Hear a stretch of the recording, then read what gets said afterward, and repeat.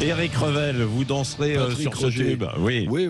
Bon, tout compte fait, ce matin, on parle du marché de l'immobilier parce qu'il y a une alerte mondiale. Il n'échappe pas à la morosité ambiante.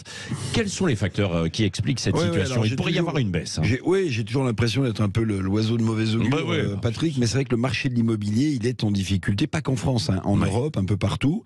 Bon, les facteurs, on les connaît à peu près. C'est la remontée des taux d'intérêt qui rend le crédit évidemment plus élevé pour les particuliers.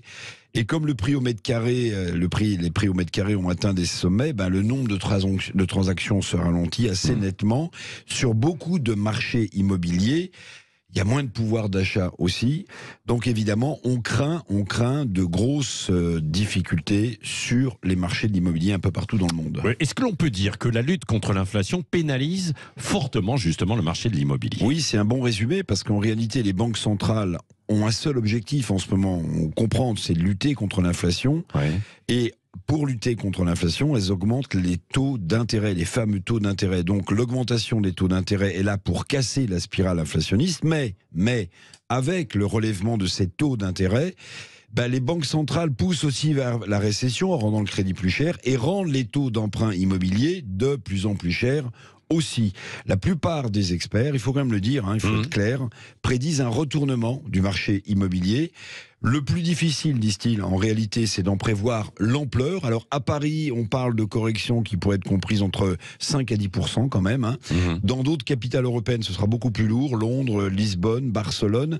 La correction, oui, s'annonce plus brutale. Alors, il y a peut-être quand même une éclaircie dans tout ça, c'est que si le prix de l'immobilier flanche, certains acquéreurs pourraient en profiter. Si c'est moins cher.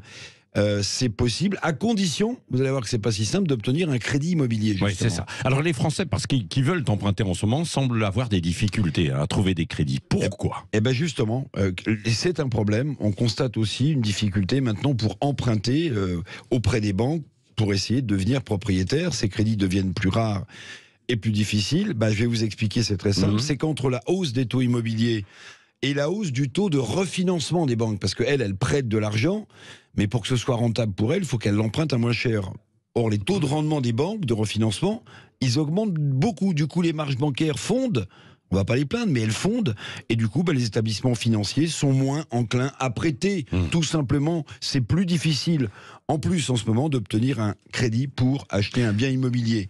Alors, on constate le plus souvent que le principal, quand même, élément du patrimoine des ménages en France, c'est leur bien immobilier, pour ceux qui le peuvent. Donc, je vous fais pas de dessin, une crise de l'immobilier suivant l'ampleur, serait un nouveau signe évidemment de crise économique et sociale. Oui, est-ce que vous croyez en une forte baisse du prix de l'immobilier? C'est la question que nous posons sur les réseaux sociaux et vous dites non quand même à 65%, mais vous avez vu, il y a quelques indicateurs qui donnent avec cette alerte mondiale hier sur les prix de l'immobilier. Bien sûr, il y a des endroits, ça ferait du bien. Quand on voit des prix du mètre carré à 40 000 €, ça c'est dans le cœur de Paris, on se dit que ça descende un petit peu parce que c'est de la pure spéculation. Merci Eric.